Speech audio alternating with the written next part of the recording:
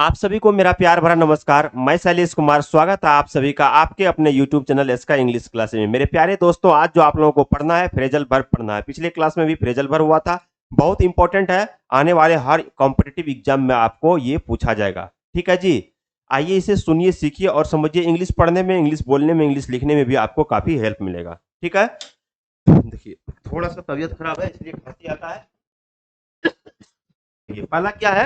Hunt for. Hunt for का मतलब क्या होता है? खोजना, ढूंढने का प्रयास करना। ठीक है, he is hunting for his lost mobile.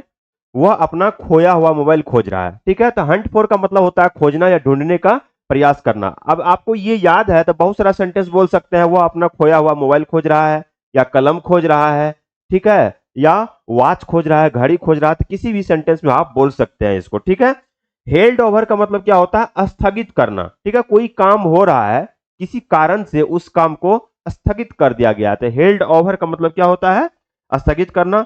The class the class was the class was held over for a week. Class को एक सप्ताह के लिए क्या किया गया है?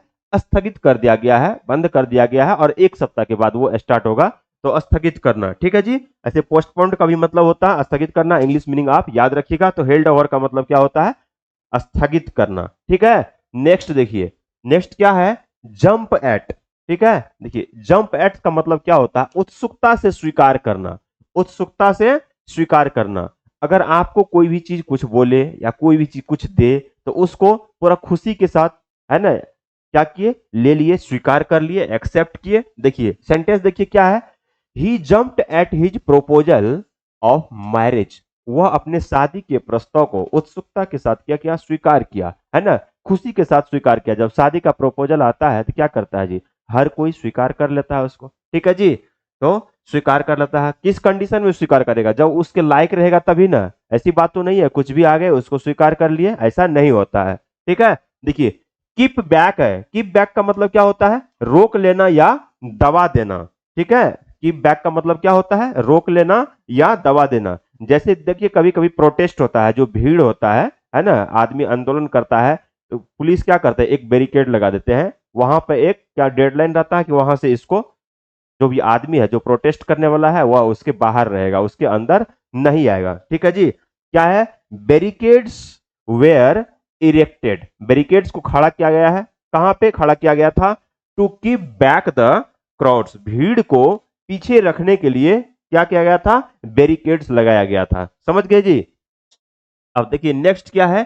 Keep of. कीप ऑफ का मतलब क्या होता है? से दूर या वंचित रहना। किसी भी चीज से दूर रहना, वंचित रहना। ठीक है, उसके संगत में ना आना, अपने आप को वहां से दूरी बना के रखना। जैसे आप लोग पढ़ते लिखते हैं, तो पढ़ाई लिखाई के दौरान क्या करना है? जो ऐसा लड़का जिसका संगति गलत हो, ठीक है, वहां से दूर रहना है। ऐसे सोसाइटी जहां पे बैड एक्टिविटीज होता है, वहां से अपने आप को दूर रखना। क्योंकि पढ़ाई लिखाई ऐसा चीज है, पढ़ाई लिखाई के दौरान अगर थोड़ा सा भी कोई ऐसा इलीगल एक्टिविटीज होता है वहां पे, तो पढ़ाई लिखाई में क्या होता है? बाधा आ जाता है। ठीक है, तो देखिए क्या लिखा हुआ है? She has kept herself. वह अपने आप को दूर रखी। कहां दूर रखी? She has kept herself off from bad society. वह हमेशा अपने आप को बैड सोसाइटी से क्या की है? दूर रखी है। ठीक है, बैड सोसाइटी से, गलत समाज से दूर रखी है। क्योंकि जहां पे सोसाइटी बैड है तो वहां पे बैड एक्टिविटीज हमेशा होता है। हमेशा वहां से अपने आप को दूर रखना चाहिए। देखिए क्या है? कीप ऑफ पढ़े, उसका मतलब क्या है? से दूर या वंचित रहना। देखिए हमेशा आपको क्लॉज टेस्ट में, ठीक है, उसके बाद फिलर में और फ्रेजल वर्ब जो पूछा जाता है वहां पे भी कहीं से भी क्वेश्चन आ सकता है। अब यहाँ पे देखिए कीप अंडर है। कीप अंडर का मतलब होता है दबा देना या नियंत्रण में रखना। ठीक है, his dog is too wild. उसका जंगल, सॉरी, उसका कुत्ता जो है बिल्कुल एक जंगली की तरह है, बहुत ज्यादा जंगली की तरह है। So it is hard to keep under control. इसलिए उसको नियंत्रण में रखना क्या है? काफी मुश्किल है। ठीक है जी, नेक्स्ट देखिए। देखिए नेक्स्ट क्या है? नॉकडाउन। नॉकडाउन का मतलब क्या होता है? ठोकर मारकर गिराना। ठोकर मारकर गिराना। जब आप चलते हैं रोड पे, पीछे से बाइक आती है और आप जाने के दौरान क्या होता है? कभी बहुत आदमी क्या करता है? रोड पे निकलता है तो हेडफोन भी लगाए रहता है या मोबाइल से बात करते हुए रहता है। पीछे से गाड़ी हॉर्न दे रहा है लेकिन वो सुन नहीं रहा है उसकी आवाज को, तो थोड़ा सा लगता है तो क्या होता है? गिर जाता है। तो नॉकडाउन यानी उसको ठोकर मार दिया, ठीक है जी, ठोकर मारकर गिराना। देखिए अब यहाँ पे सेंटेंस देखिए क्या है, a girl was knock down, एक लड़की को ठोकर मारा गया, कैसे, बाय अ कार, एक लड़की को कार के द्वारा ठोकर मारकर क्या हुआ, गिरा दिया गया। तो नॉक डाउन का मतलब क्या होता है, ठोकर मारकर गिराना। यहाँ पे नॉक को नॉक्ड किया गया है जो कि पास्ट फॉर्म में है, ठीक है जी। नेक्स्ट देखिए, नॉक ऑफ, नॉक ऑफ का मतलब क्या होता है, बंद करना, काम छोड़ देना, ठीक है। नॉक ऑफ का मतलब होता है बंद करना या काम छोड़ देना। आइए सेंटेंस को देखिए, देखिए I knock off at 4 o'clock every day, ठीक है।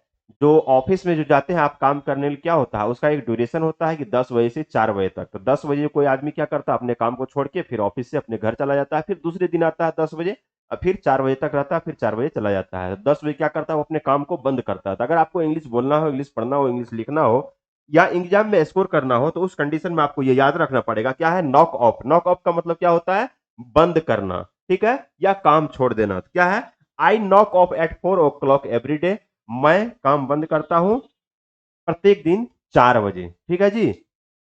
नेक्स्ट देखिए, नेक्स्ट क्या है, लाफ एट। लाफ एट का मतलब क्या होता है, उपहास उड़ाना या मजाक उड़ाना या हंसना, किसी भी आदमी के ऊपर हंसना। कभी किसी के ऊपर नहीं हंसना चाहिए, वक्त ऐसा चीज है, कब कैसे बदलेगा, किसके साथ क्या हो जाएगा कोई नहीं जानता है, ठीक है। इसलिए जब समय खराब हो किसी का तो किसी आदमी पे नहीं हंसना चाहिए, ठीक है। हो सकता है आपका भी समय कभी खराब हो सकता है या आपका समय अच्छा भी हो सकता है।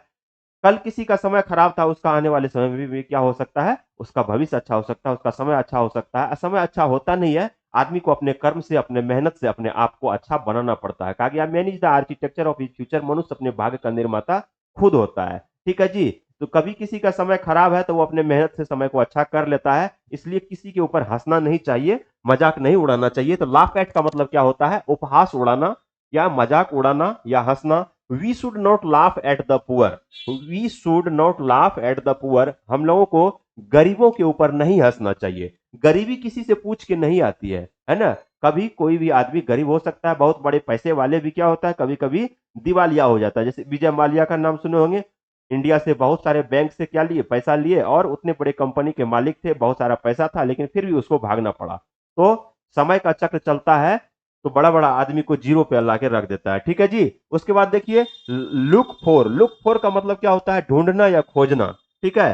He is looking for a job, वह जॉब ढूंढ रहा है, ठीक है, होता है ना, जॉब ढूंढ रहा है, नौकरी का तलाश कर रहा है। नेक्स्ट क्या है, लुक आफ्टर। लुक आफ्टर का मतलब क्या होता है, देखभाल करना, ठीक है, बहुत ही प्रचलित है, ऐसे भी आदमी बातचीत में बोलता है। आप बोलते होंगे हर किसी को अपने माता पिता का देखभाल करनी चाहिए, ठीक है, हर किसी को अपने बुजुर्गों को देखभाल करना चाहिए। अब देखिए यहाँ पे सेंटेंस में देखिए क्या है कि इट इज अ ट्रेडिशन, यह एक परंपरा है, that the young look after the old their family, यह एक परंपरा है, जो यंग आदमी है, जो युवा है, जो नौजवान है, अपने फैमिली में जो बुजुर्ग आदमी है उसको क्या करना चाहिए, उसका लुक आफ्टर करना चाहिए, देखभाल करना चाहिए, ठीक है। तो हर किसी के फैमिली में बुजुर्ग आदमी होता है, पेरेंट्स होते हैं, माता पिता होते हैं, तो उसका क्या करना चाहिए, देखभाल करना चाहिए। तो लुक आफ्टर का मतलब क्या होता है, देखभाल करना। आप ऐसे भी सेंटेंस में बोल सकते हैं, you must look after your parents, आपको अपने माता पिता की निगरानी या देखभाल अवश्य करनी चाहिए, ठीक है जी। मस्ट का मतलब क्या हो गया, वहां पे अवश्य करनी चाहिए, सेंटेंस में आप बोल सकते हैं। नेक्स्ट क्या है, लुक इनटू। देखिए लुक आफ्टर का मतलब था देखभाल करना, जब लुक इनटू का मतलब क्या होता है, निरीक्षण करना या जांच पड़ताल करना, ठीक है, निरीक्षण करना या जांच पड़ताल करना। कभी कोई घटना होती है, ठीक है, घटना के बाद डीएसपी हो या एसपी हो वहां पे पहुंचते हैं, क्या करते हैं, निरीक्षण करते हैं कि घटना कैसे हुआ। जो आसपास के पब्लिक होते हैं, आदमी होते हैं, उनसे पूछते हैं कि यहाँ पे कोई भी जो वार्ता घटना हुआ था कैसे कैसे हुआ, किसने टाइम में हुआ। छोटे छोटे बच्चे को भी वहां पे बुला के पूछते हैं और वहां से एक आइडिया लेते हैं कि कब क्या हुआ था, ठीक है, एक डेटा निकालते हैं, फिर उसका क्या करता है, उसके बारे में आगे विचार विमर्श करता है और पता लगा ही लेता है कि घटना कैसे हुआ, ठीक है। लुक इनटू का मतलब हुआ निरीक्षण करना या जांच पड़ताल करना। The inspector is looking into the matter, inspector जो है क्या कर रहा है, मैटर का जांच पड़ताल कर रहा है। देखिए अभी पढ़े थे लुक आफ्टर, फिर पे आके पढ़े लुक इनटू। अब क्या है, लुक अप। लुक अप का मतलब होता है खोजना, पता लगाना और ढूंढना। Can you look up my friend in the crowd, है ना, can you look up my friend in the crowd. भीड़ में से अगर किसी भी आदमी को आप ढूंढते हैं तो वहां पे किसका यूज होगा, लुक अप का यूज किया जाएगा, ठीक है जी। अब देखिए क्या है लुक थ्रू। लुक थ्रू का मतलब होता है दोहराना या अध्ययन करना। सीधा सोचिए रिवीजन करना। जब पढ़ते हैं किसी भी चीज को तो एग्जाम के टाइम में क्या करना पड़ता है आपको, उसे बार बार पढ़ना पड़ता है, रिवीजन करना पड़ता है। तो लुक थ्रू का मतलब क्या होता है, अध्ययन करना, दोहराना। You must look through your notes before the examination. आप लोग स्टूडेंट और एग्जामिनेशन से पहले कोई भी सब्जेक्ट, कोई भी टीचर जो पढ़ाते हैं, चाहे math, reasoning, English, GK, GS, तो एग्जाम से पहले क्या करना चाहिए, उसे रिवीजन करना चाहिए। जितना ज्यादा रिवीजन कीजिएगा उतना अच्छा क्या होगा, आपका स्कोर हो गया। ठीक ना, जितना ज्यादा रिवीजन कीजिएगा उतना अच्छा आपका स्कोर होगा। ठीक है, क्योंकि बार बार पढ़ने से क्या होता है, एक आइडिया उठता है कि किसी भी चीज को आप कितना बेहतर तरीका से कर सकते हैं। इसलिए कहा गया है study is not a collection of knowledge, it is also a training of mind how to think better. जब बार बार करते हैं तो आपको एक आइडिया उठता है कि इसको कितना बेहतर तरीका से कर सकते हैं। इस वीडियो लेक्चर को आप लोग शुरू से अंत तक देखिए, लाइक कीजिए, शेयर कीजिए, सब्सक्राइब कीजिए। ठीक है जी, वीडियो लेक्चर अच्छा लगा तो अपने दोस्तों लोगों को भी बोलिए सब्सक्राइब करने के लिए। हम आपके लिए अच्छा अच्छा कंटेंट लाते रहेंगे। Thank you for watching this video lecture.